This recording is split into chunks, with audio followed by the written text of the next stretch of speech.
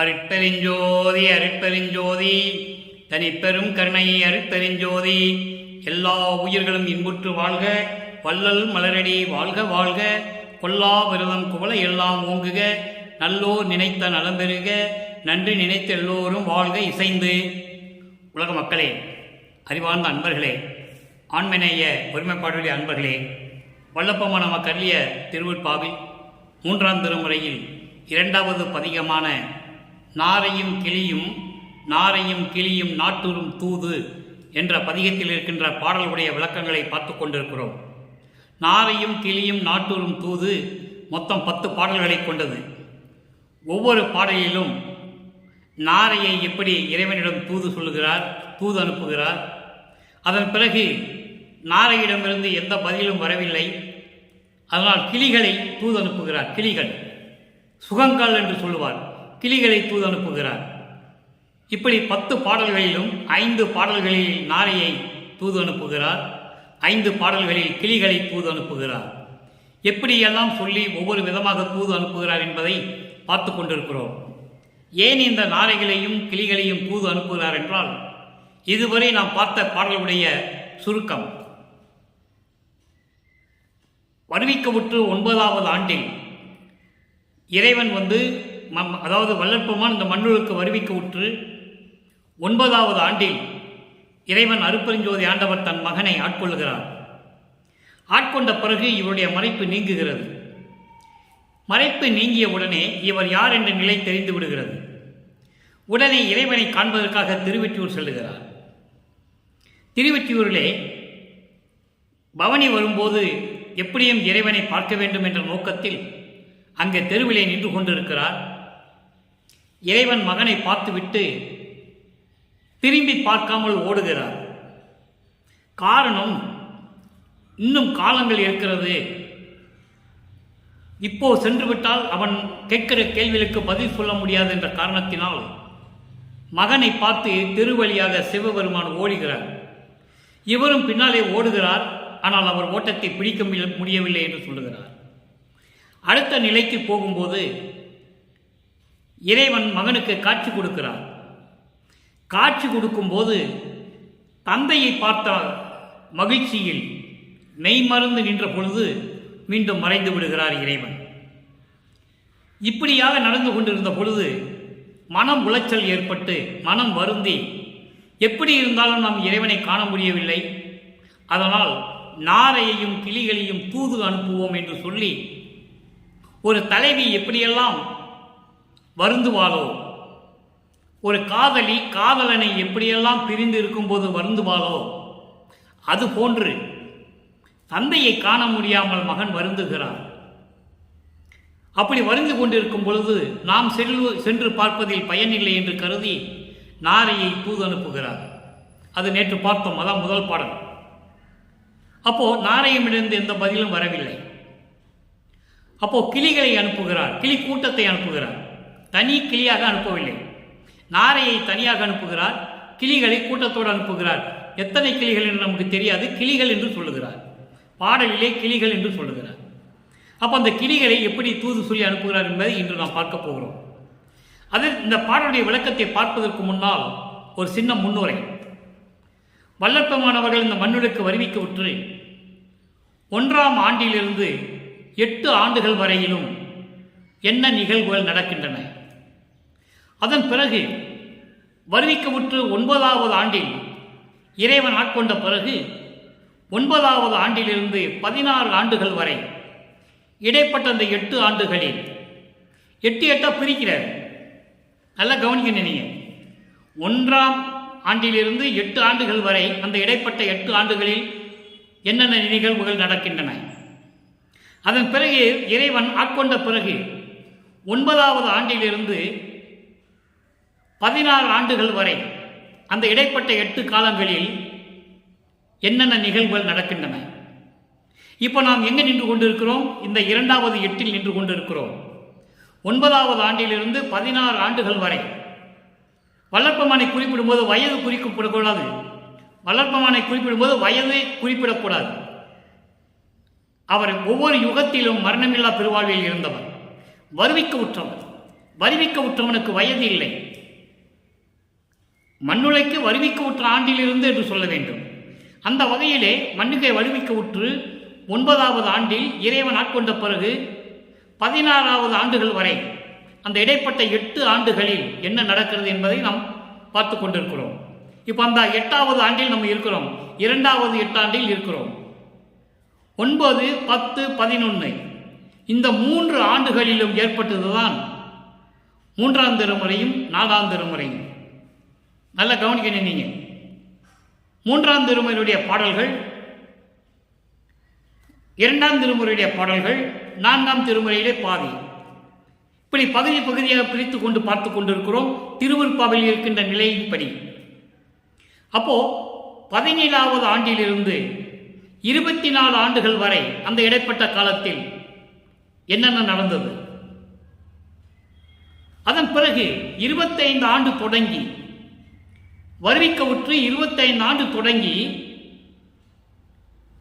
32 ஆண்டுகள் வரை தோராயமாக 8 ஆண்டுகள், அந்த இடைப்பட்ட 8 ஆண்டுகளில் என்ன நடந்தது? அதன் பிறகு வருவிக்க உற்று 33 ஆண்டு தொடங்கி 41 ஆண்டுகள், 40 ஆண்டுகள், 40 ஆண்டுகள், 8 ஆண்டுகள் என்ன நடக்கின்றன? அதன் பிறகு 41வது ஆண்டிலிருந்து வருவிக்க உற்று 41வது ஆண்டிலிருந்து 48 ஆண்டுகள் வரை என்ன நடந்து கொண்டிருந்தன? அதன் பிறகு இறுதியாக 3 ஆண்டுகள், கடைசியாக 3 ஆண்டுகள், மொத்தம் வள்ளற்பெருமான் வருவிக்க உற்று 51 ஆண்டுகள் தோன்றும் துணையாக இந்த மண்ணுலகிலே இருந்தார்.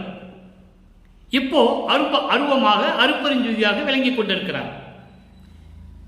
இறுதியில் தான் அந்த 3 ஆண்டுகளில் தான் அவர் அருப்பெருஞ்சோதியை பெற்றது, அருப்பெருஞ்சோதி ஆனது, சித்தி வளாகத்திலே இருந்து கொண்டு பிரபஞ்சத்தை இயக்கிக் கொண்டிருப்பது, 5 தொழில்களையும் செய்து கொண்டு பிரபஞ்சத்தை இயக்கிக் கொண்டிருப்பது. இப்படி இந்த 51 ஆண்டுகளும் 8 ஆண்டுகளாக பிரித்து அந்த 8 ஆண்டுகளில் அந்தந்த வயது அந்தந்த காலகட்டங்களில் என்னவெல்லாம் நடந்தது என்பதை நாம் படிப்படியாக பார்த்து கொண்டிருக்கிறோம். முதலாவது 8 ஆண்டில் அவருக்கு பெயர் வைத்தது பின்னலூரிலே ராமலிங்கேஸ்வரர் கோயிலிலே பெயர் வைத்தது, மொட்டையடித்தது, கடுக்கான் போட்டது. இதெல்லாம் திருவருட்பாவில் இல்லை. ஆனால் உரைநடை பகுதியிலே எடுத்துக்கொண்டு ஒரு இறைவனுடைய விளக்கத்தோடு, இறைவனை தயவாலையும் கருணையாலையும் பெற்ற விளக்கம். அப்ப அந்த தோடை கலட்டுறது யாரு? பிறக்கும்போது காலில் ஓட்டை போட்டு தோடு போட்டு பறக்கலை. அப்போ 24வது ஆண்டுக்கு பிறகு அந்த தோடு கலட்டினது யார்? இப்படியெல்லாம் விளக்கங்கள் இருக்கிறது. அதன் பிறகு சிதம்பரத்திலே சிதம்பர ரகசியம் பார்த்தது. அதன் பிறகு 5வது ஆண்டில் வருவிக்க உற்று 5வது ஆண்டில் கந்தகோட்டத்திலே இருந்து கொண்டது.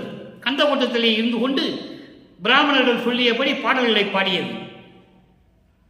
சமயங்களையும் மதங்களையும் மார்க்கங்களையும் சார்ந்து இருந்த காலகட்டம்.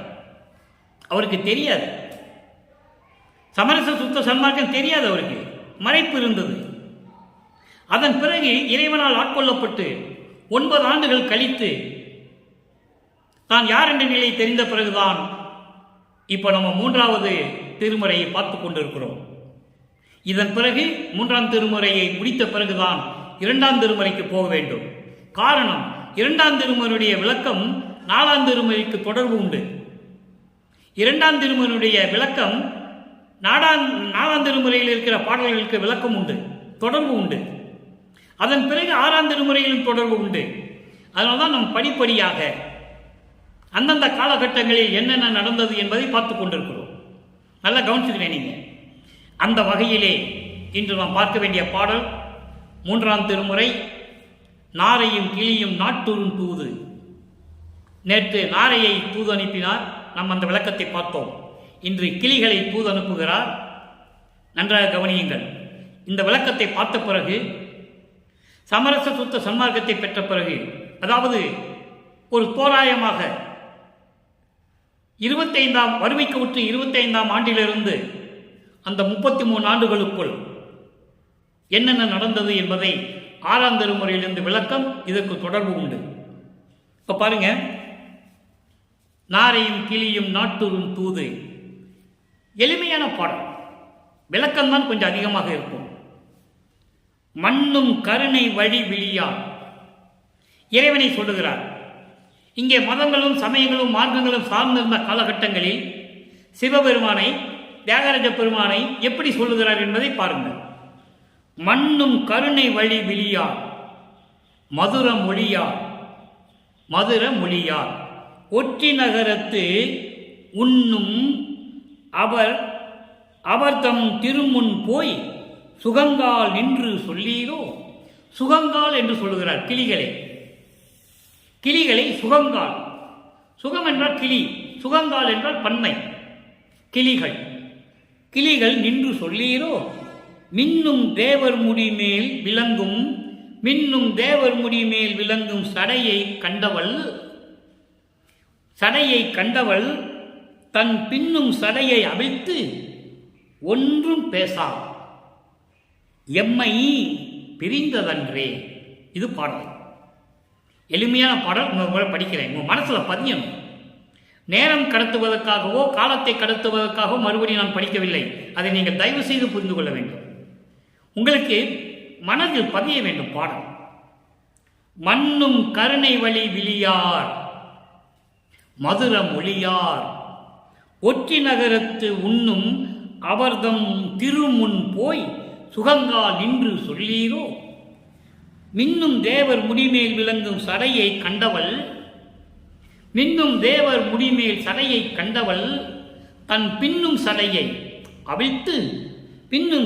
அவிழ்த்து ஒன்றும் பேசார் எம்மை பிரிந்ததன்றே. இந்த மாதிரி நீங்க போய் சொல்லணுன்ற. இப்போ பாருங்க, விளக்கம் பாருங்க. அதுக்கு மேலே ஒரு சின்ன பதவுரை, அந்த பாடல் இருக்கிற கடினமான வரிக்கு பதவுரை.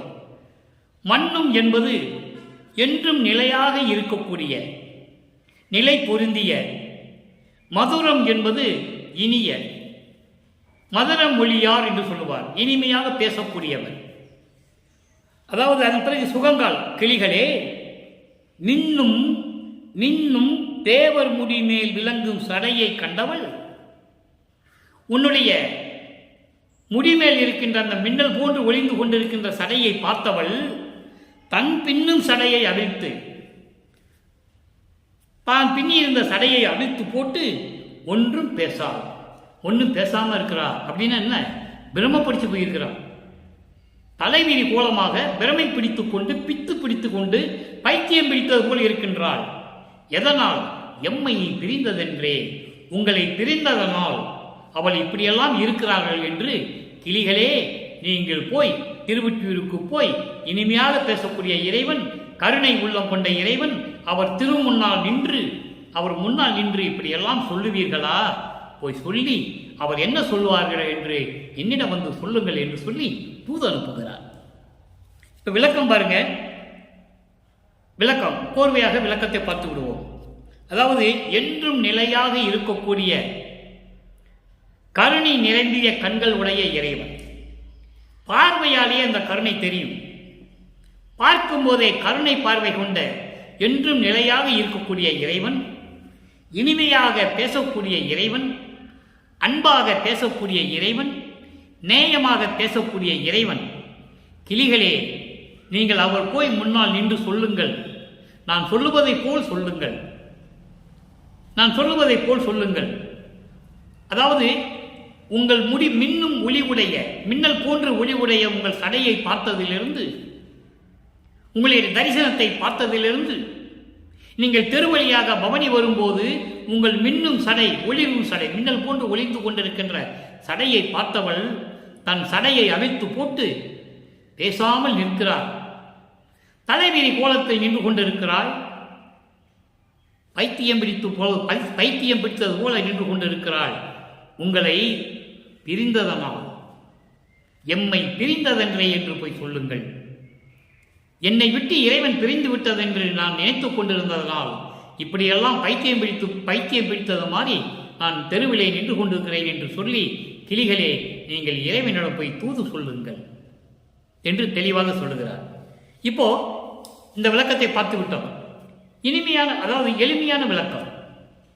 தன்னுடைய உள்ள குமுறலை, உள்ளத்தில் இருந்த வருத்தத்தை கிளிகளிடம் சொல்லி தூது அனுப்புவது போல உலக மக்களுக்கு சொல்லுகிறார். அதை நீங்க நல்லா கவனிக்கணும். கிளிகளை அனுப்புகிறார், தூது அனுப்புகிறார். கிளிகளிடம் தூது அனுப்புவது போல உலக மக்களுக்கு தெரியப்படுத்துகிறார். உலக மக்களே, நான் இறைவனை பவனி வந்த பார்த்த நாளிலிருந்து அவனுடைய ஒளி, அது மின்னல் போன்ற அந்த சடையை பார்த்ததிலிருந்து என் சடையை அவிழ்த்து போட்டு பைத்தியம் பிடித்தது போல் நின்று கொண்டிருக்கிறேன். என்னை பிரிந்து சென்று விட்டதனால் அவர் இறைவன் எப்படிப்பட்டவர் தெரியுமா? நிலைபேருடைய, அதாவது கண்களில் எப்போதும் கருணை உள்ளம் கொண்டவர், கருணை பார்வை கொண்டவர், இனிமையாக பேசக்கூடியவர், அன்பு கொண்டவர் என்று சொல்லி இந்த பாடலிலே நமக்கு அருளியிருக்கிறார்கள். இப்போ இந்த பாடலிலே கூறப்பட்ட 3 நிலைகள். ஒரு நிலை மண்ணும் கருணை வழி விழியார், மதுர மொழியார், ஒட்டி நகரத்து உண்ணும் தேவர். இதை சமயங்களும் மதங்களும் மார்க்கங்களும் சார்ந்த காலங்களில் இறைவனை கூறுகிறார். உண்மைதான், அதை யாரும் மறுக்க முடியாது. இதே நிலை, இந்த ஒரு நிலை சமரச சுத்த சன்மார்க்கத்தை பெற்ற பிறகு 25 வருவிக்க உற்று 25வது தொடங்கி அந்த 33 ஆண்டுகளுக்குள், அந்த இடைப்பட்ட 8 ஆண்டுகளில் இந்த கேள்விகளுக்கு, இந்த விளக்கத்திற்கு அங்கே பதில் உண்டு. அதை நாம் பார்க்க போகிறோம். நல்லா கவனிங்க. 6ஆம் திருமுறை பதிகம் 20 பிள்ளை பெரு விண்ணப்பம் 12வது பாடல். இங்கே எப்படி கிளிகளிடம் சொல்லி தூது அனுப்புகிறார், அங்கே இறைவன் சமரச சுத்த சன்மார்க்கத்தை பெற்ற பிறகு எப்படி இறைவனிடமே நேரடியாக, அதை நீங்க புரிஞ்சுக்கணும். இங்கே இறைவனை பார்க்க முடியவில்லை. இறைவனுக்கு இன்னும், அதாவது இறைவன் என்ன நினைக்கிறான்னு, மகனுக்கு இன்னும் வயது இருக்கிறது அல்லவா, இன்னும் ஆண்டுகள் இருக்கிறது என்று சொல்லி சிவபெருமான் திருவழியாக ஓடுகிறார், மகனை திரும்பி பார்க்காமல். அதன் பிறகு காட்சியை கொடுத்து மாயமாய் மறந்து விடுகிறார்.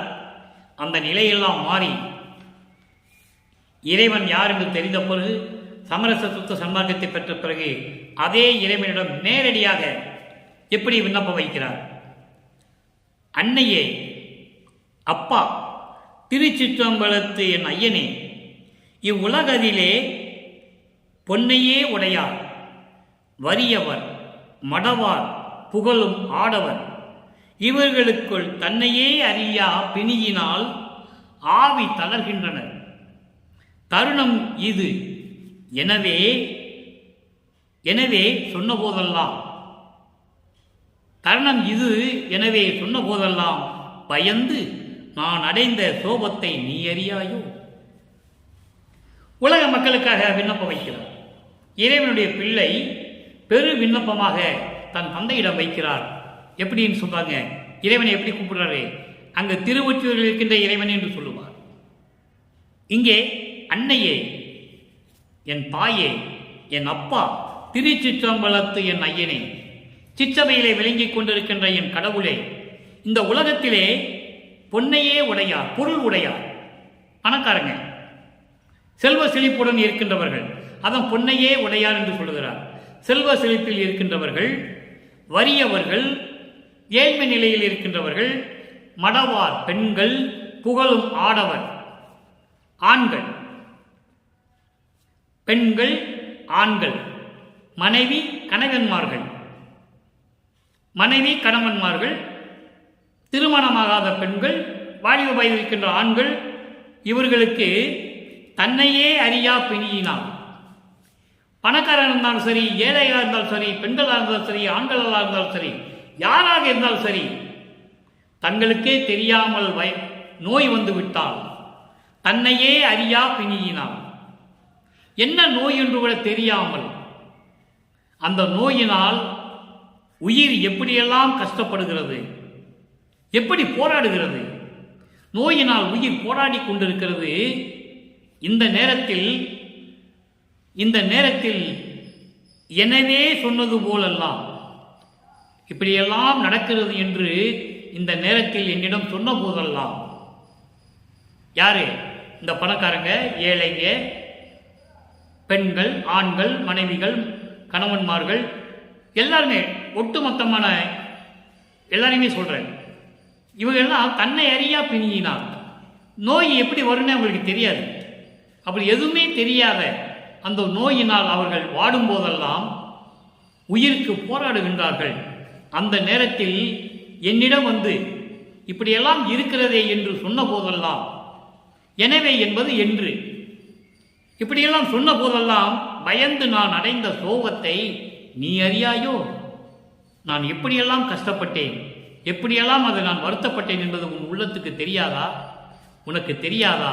என் அப்பனே, என் இறைவனே, இந்த உலக மக்கள் யாவரும் பிணி இல்லாமல் வாழ வேண்டும், உயிரைத்து ஓங்க வேண்டும், எல்லா உயிர்களும் இன்புற்று வாழ வேண்டும், எல்லா உயிர்களும் இன்புற்று வாழ வேண்டும் என்று சொல்லி இறைவனிடம் விண்ணப்பம் வைக்கிறார். அடுத்த ஒரு நிலை, 6ஆம் திருமுறை 24வது பதிகம், வாதனை கழிவு. இதெல்லாம் எப்ப நடக்குது? வருவிக்க உற்று 25 தொடங்கி இந்த 33 ஆண்டுகளுக்குள், அந்த 8 ஆண்டுகளுக்குள் நடந்த நிகழ்வுகள்.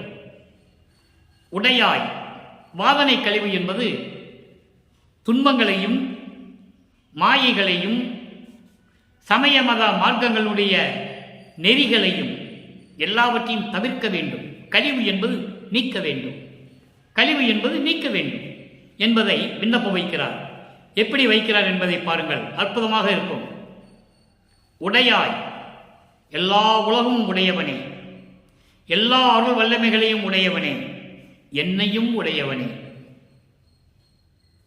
எப்படி அவன் சொன்னாலும் சரி, அந்த வரி அவ்வளவு அற்புதமாக இனிக்கும், தித்திக்கும், உள்ளம் பூரிக்கும்.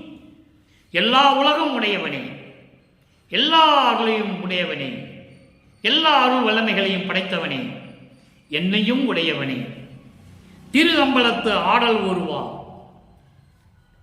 திரு அம்பலத்தில் ஆடல் ஒருவா, ஒப்பற்ற முறையில், சிறந்த முறையில்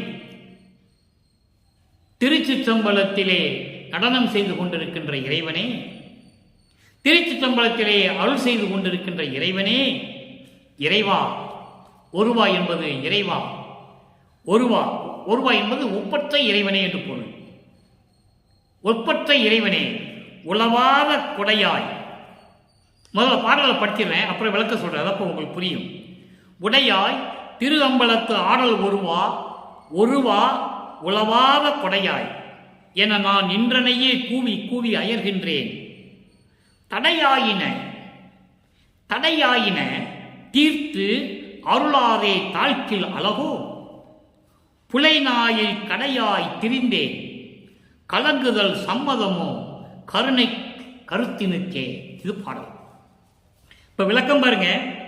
உடையாய், ஏற்கனவே சொன்னது போல எல்லா உலகங்களும் உடையவனே, எல்லா அருள் வல்லமைகளையும் கொண்டவனே, என்னையும் உடையவனே, திருச்சிற்றம்பலத்திலே அருள் செய்து கொண்டிருக்கின்ற ஒப்பற்ற நிலையில் இருக்கின்ற இறைவனே, ஒப்பற்ற தலைவா, உளவாத கொடையாய், என்றும் அழியாத கொடை வள்ளல் கொண்ட குணம் கொண்ட இறைவனே, என்றும் அழியாத அருள் வல்லமைகளை கொடுக்கக்கூடிய கொடை வள்ளல்களை, கொடைகளை கொடுக்கக்கூடிய அருள்களை கொடுக்கக்கூடிய வள்ளலே இறைவனே என நான் உன்னையே கூவி கூவி அயர்கின்றேன். உன்னையே நினைத்து நினைத்து புலம்பி புலம்பி கதறி கதறி தளர்ந்து போனேன், தளர்கின்றேன். தடையாயின, தடைகள் என்று சொல்லப்படுகின்ற, தடையாயின என்பது தடைகள் என்று சொல்லப்படுகின்ற, எதற்கு தடைகள்? சமரச சுத்த சன்மார்க்கத்து தடைகள் என்று சொல்லப்படுகின்ற சமயங்களையும் மதங்களையும் மார்க்கங்களையும் எல்லாம் நீக்கி, மலங்களையும் நீக்கி, மலங்கள் என்பது ஆணவம், கண்மம், மாயை, மாமாயை, மாயைகளையும் நீக்கி, உலக பற்றுகளையும் நீக்கி, மண்ணாசை, பெண்ணாசை, பொன்னாசை என்ற விடயங்களையும் நீக்கி, எல்லாவற்றையும் நீக்கி அருளாவிட்டால், அருளை கொடுக்காமல் தாமதம் செய்தால் அருளாதே தாழ்க்கில் என்று சொல்லுகிறார். அருளை கொடுக்காமல் தாமதம் செய்வது அழகோ? இது உனக்கு அழகா? மகன் வாட்டத்தை கண்டு நீ இப்படியெல்லாம் இருப்பது உனக்கு அழகா? இது முறையா? இது தர்மமா, இது நீதியா என்று தந்தையை பார்த்து கேட்கிறார். புலை நாயில் கடையாய் திரிந்தேன். புலை நாயில் கடையாய் திரிந்தேன் என்பது இழிவான நாயை விட கீழ்நிலையில் இருந்தவனாக நான் தெரிந்து கொண்டிருந்தேன். புலை நாயில் கடையே தெரிந்தேன். நாயே புலால் சாப்பிட்ற ஒரு உயிரினம், இழிவான ஒரு உயிரினம், புலாலையும் மலங்களையும் சாப்பிடக்கூடிய, கழிவு மலங்களையும் சாப்பிடக்கூடிய ஒரு இனம். அப்படிப்பட்ட இழிவான நாயை விட நான் கீழ்நிலையில் இருந்து கொண்டு நான் தெரிந்து கொண்டிருந்தேன் இந்த மண்ணுலகிலே. கலங்குதல் சம்மதமோ கருணை கருத்தினுக்கே. நான் கலங்குவது, நான் வருந்துவது, நான் துன்பப்படுவது உன்னுடைய கருணை உள்ளத்திற்கு சம்மதமா? உன்னுடைய கருணை உள்ளத்திற்கு சம்மதமா? என் தந்தையே, இது உன் அருளுக்கு அழகா என்று சொல்லி இந்த பாடலை நமக்கு அருளியிருக்கிறார்கள். அடுத்து இறுதியாக ஒரு விளக்கம், இறுதி விளக்கம். இந்த பதியத்தை பொறுத்தளவில் விளக்கம் எளிமையாக இருக்கும். அபயம் வேண்டுதல். 35வது பதியம் அபயம் வேண்டுதல். எல்லா நிலைகளையும் பெற்ற பிறகு இறைவனிடம் அடைக்கலம் வேண்டுதல். எப்படி வேண்டுகிறார்? என்னே செய்வேன், என்னே செய்வேன், செய்வகை ஒன்று இங்கு இது என்று அருள்வாய். இதுவே தருணம். நல்ல கவனிங்க. என்னே செய்வேன், செய்வகை ஒன்று இங்கு இது என்று அருள்வாய். இதுவே தருணம். மன்னே, அயனும் திருமாலவனும் மதித்திற்கரிய பெரிய பொருளே. அன்னே, அப்பா, ஐயா, அரசே, அன்பே, அறிவே, அமுதே, அழியா பொன்னே, மணியே, பொருளே, அருளே, பொதுவால் புனிதா, அபயம் அபயம் என்று சொல்லி இந்த பாடலை நமக்கு அறிவிக்கிறார்கள். விளக்கம் ரொம்ப எளிமையானது. பாருங்க, என்னே செய்வேன். இந்த மண்ணுலகிற்கு உன்னால் வருவிக்க உற்று நான் என்ன செய்வேன்?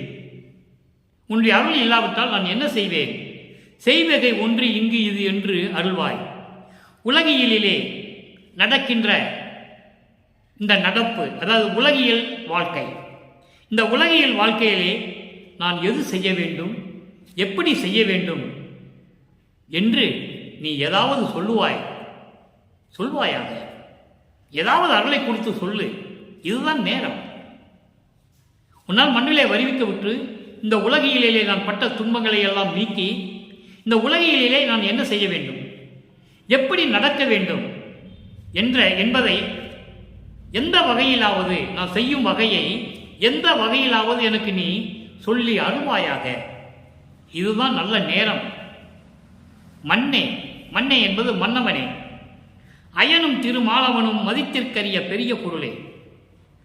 திருமாலும் பிரம்மனும் வணங்குவதற்கு கிடைக்காத, வணங்குவதற்கு அரிய, போற்றுவதற்கரிய பொருளே. பொருளே என்பது அருட்பெருஞ்சோதி. அயனும் பிரம்மனும் திருமாலவனை வணங்குவதற்கு தேடிக்கொண்டிருக்கிறார்கள். அப்படிப்பட்ட இறைவனே என்று சொல்லுகிறார். நான் ஏற்கனவே நேற்று ஒரு விளக்கம் கொடுத்தேன். பிரம்மனும் திருமாலும் இறைவனுடைய அடியையும் முடியையும் பார்க்கவில்லை. அப்படி இருக்கின்ற இறைவன் என்று சொல்லுகிறார் இந்த பாடலிலே. அயனும் திருமாலும் மதித்திற்கரிய பெரிய பொருளே. அன்னே, அன்னை என்றால் அன்னையே, அப்பா, ஐயா, அரசே, அன்பே, அறிவே. அறிவை என்பது மெஞ்ஞான அறிவே. இறைவனை சொல்லுகிறார். இதெல்லாம் இறைவனை சொல்லுவது. மெஞ்ஞான அறிவே, அமுதே, அழியா பொன்னே, மணியே, மாணிக்க மணியே, ஒப்பட்ட மணியே, பொருளே, அருட்பெருஞ்சோதியே, என் செல்வமே. அருட்பெருஞ்சோதியே, என் செல்வமே, அருளே, பொதுவாள் புனிதா. பொதுவாள் புனிதா என்பது சத்தியஞான சபையிலே விளங்கிக் கொண்டிருக்கின்ற, சத்தியஞான சபையில் இருந்து கொண்டு பிரபஞ்சத்தை இயக்கிக் கொண்டிருக்கின்ற புனிதமானவனே. இங்கே புனிதமானவன் என்பது சுத்த சன்மார்க்க தலைவனே, மலங்களை நீங்கிய இறைவனே, இதை தான் புனிதா என்று சொல்லுகிறார். அபயம் அபயம், நான் உன்னுடைய அடைக்கலம் அடைக்கலம் என்று சொல்லி இந்த பாடலை நமக்கு அருளியிருக்கிறார்கள். எனவே அன்பர்களே, இந்த பாடலுடைய சுருக்கம். இன்று நாம் பார்த்த இரண்டாவது பாடல் நாரையும் கிளியும் நாட்டூரும் தூது என்ற பாடலிலே கிளியிடம் தூது அனுப்புகிறார். எப்படியெல்லாம் இறைவனிடம் சொல்லி நீங்கள் விளங்க வைக்க வேண்டும் என்று சொல்லி கிளிகளை தூது அனுப்புகிறார். அந்த இறைவனை பற்றி சொல்லுகிறார். நிலையாக நிலைப்பேருடைய கண்களிலே கருணை விழி உடையவர், இனிமையாக பேசக்கூடியவர். அப்படிப்பட்ட இறைவன் முன்னால் போய் நீங்கள் நின்று என்னை பற்றி சொல்லுங்கள். உங்களை பிரிந்ததனால் நீங்கள் பவனி வரும்போது திருவுருவை காட்டி மறைந்து விட்டீர்கள். அப்போது அவள் மின்னல் போன்று ஒளிந்து கொண்டிருக்கின்ற உங்களுடைய சடமொழியை பார்த்தவள் நீங்கள் பிரிந்து சென்று விட்டதனால் அவள் தன்னுடைய பின்னிய சடையை விரித்து போட்டு தலைவிரி கோலத்தில் பைத்தியம் பிடித்தது போல் நின்று கொண்டிருக்கிறாள். நீங்கள் என்ன பதில் சொல்லப் போகிறீர்கள்? நீங்கள் சொல்லுவதை கேட்டு நான் அந்த பெண்ணிடம் போய் சொல்ல வேண்டும், அந்த தலைவியிடம் போய் சொல்ல வேண்டும் என்று சொல்லி உலக மக்களுக்கு சொல்லுவது போல அந்த பாடலை நமக்கு அறிவிக்கிறார்கள். அதன் பின் சுத்த சன்மார்க்கத்தை பெற்ற பிறகு அந்த 3 நிலைகளுக்கும் எப்படியெல்லாம் நாம் விளக்கம் பார்த்தோம் என்பதை நீங்கள் புரிந்திருப்பீர்கள் என்று நான் கருதி, இறைவனோட தயவோடையும் கருணையோடையும் பெற்ற விளக்கத்தினால் மன நிம்மதியோடு மன திருப்தியோடு பூரிப்போடு இன்று நான் விடைபெறலாம் என்று இருக்கிறேன். எனவே மக்களே, ஏற்கனவே சொன்னியது போல தினமும் சொல்லிக் கொண்டுதான் இருக்க வேண்டி இருக்கிறது. காரணம், மக்கள் மனதில் இந்த பதிவு பதிய வேண்டும். சமரச சுத்த சன்மார்க்கம் என்பது சமயங்களையும் மதங்களையும் மார்க்கங்களையும் சாராத மார்க்கம்.